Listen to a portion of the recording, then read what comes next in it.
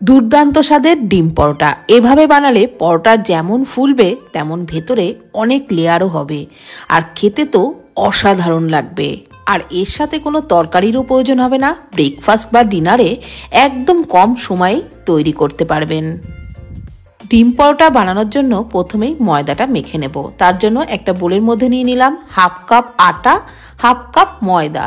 আটা ময়দা মিশিয়েই করছি, আপনারা চাইলে শুধু ময়দা বা শুধু আটা দিয়েও তৈরি করতে পারেন। পরিমাণ মতো লবণ, একটু চিনি দিয়ে দিলাম হাফ চামচেরও কম, আর 2 টেবিল চামচ সাদা তেল দিয়ে খুব ভালো করে সমস্ত কিছু মিশিয়ে নিলাম। তারপর অল্প অল্প জল দিয়ে যেরকমভাবে ডো মাখে লুচি পরোটার জন্য ঠিক সেরকমভাবেই একটা ডো মেখে নেব। ডোটা একটু ঠেসে ঠেসে খুব ভালো করে মাখবেন, তাহলে পরোটা কিন্তু খুবই সফট হবে। আর খুব নরমও না খুব শক্তও না, নর্মাল লুচি পরোটার জন্য আমরা যেরকমভাবে ডো মাখি ঠিক সেরকমভাবেই কিন্তু মেখে নিয়েছি। এবারে এটা ঢাকা দিয়ে 10 মিনিটের জন্য রেস্টে রাখবো। 10 মিনিট পর ঢাকনাটা তুলে নিলাম, তারপর আবারও একটু মেখে নিচ্ছি।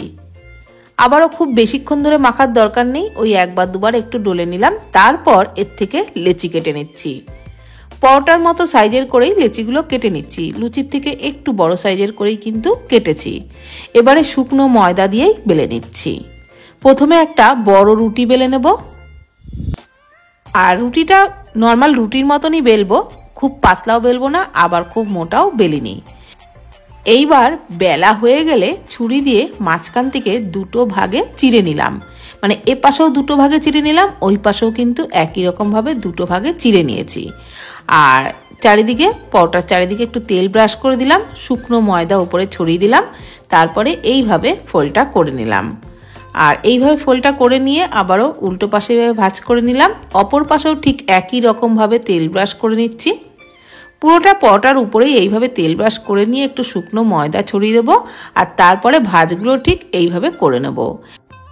এইভাবে কেটে ভাঁজ করে যদি পরোটা বেলা হয় তাহলে পরোটার মধ্যে কিন্তু অনেক লেয়ার হবে আর খেতেও দারুণ খাস্তা হবে। আপনারা নিশ্চয়ই বুঝতেই পাচ্ছেন যে পরোটা কিভাবে তৈরি করেছি, ঠিক এইভাবেই কিন্তু বানিয়ে নেবেন। এবারে শুকনো ময়দা দিয়ে আবারও একটা চৌকো মাপের পরোটা বেলে নেব।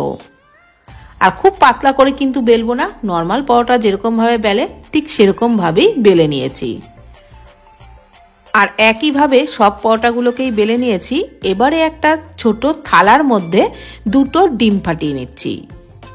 আমি যেহেতু এখানে 4টে পরোটা তৈরি করব, তো সেই কারণে 2টো ডিমেই কিন্তু 4টে পরোটা হয়ে যাবে। আপনারা যদি বেশি পরিমাণে তৈরি করেন তাহলে ডিমের পরিমাণটাও বাড়িয়ে দেবেন। এবার ওর মধ্যে দিয়ে দিলাম একটা মিডিয়াম সাইজের পেঁয়াজ কুচি, 2টো কাঁচা লঙ্কা কুচি, অল্প ধনেপাতা কুচি, পরিমাণ মতো লবণটাও দিয়েছি। এবারে সমস্ত কিছু খুব ভালো করে ডিমের সাথে মিশিয়ে নিচ্ছি। একটু ভালো করে চামচ দিয়ে কিন্তু সমস্ত কিছু ডিমের সাথে খুব ভালো করে ফেটিয়ে নেবেন। আর ফেটিয়ে নেওয়া হয়ে গেলে এবারে পরোটাগুলো তৈরি করে নেব। একটা পরোটা হাতে নিয়ে এইভাবে ডিমের গোলাতে খুব ভালো করে মাখিয়ে নিলাম, তারপরে উল্টে সাথে সাথেই উল্টাতে হবে, দেরি করলে কিন্তু হবে না, তাহলে পরোটা নরম হয়ে যাবে, তুলতেও পারবেন না। উল্টে নিয়ে 2টো পাশেই ডিমের গোলা লাগিয়ে ফ্রাইং প্যানে সাদা তেলের মধ্যে পরোটা দিয়ে দিলাম। আর ওপর থেকে ওই যে পেঁয়াজ ধনেপাতা কাঁচা লঙ্কা যেটা ছিল সেটা একটু চামচে করে করে দিয়ে দিলাম। এইবার উল্টে নিয়ে অপর পাশটাও ভালো করে ভেজে নিচ্ছি। এইভাবে একটু চেপে চেপে ভাজতেই দেখবেন পরোটা একদম ফুলে ফুটবলের মতো হয়ে যাবে। যেমন ফুলকো হবে তেমন খেতেও কিন্তু দারুণ টেস্ট লাগবে। দেখুন কি সুন্দর ফুলছে, একদম কিন্তু বলের মতনই ফুলে যাচ্ছে। আর প্রত্যেকটা পরোটাই এইরকমই ফুলেছিল। আপনারাও ঠিক এই রকমভাবে তৈরি করবেন, আপনাদের পরোটাও একদমই এরকম ফুলবে। আর বন্ধুরা, এই পরোটার সাথে কিন্তু কোনো তরকারির প্রয়োজন হয় না, এটা শুধুই খেতে দুর্দান্ত লাগে।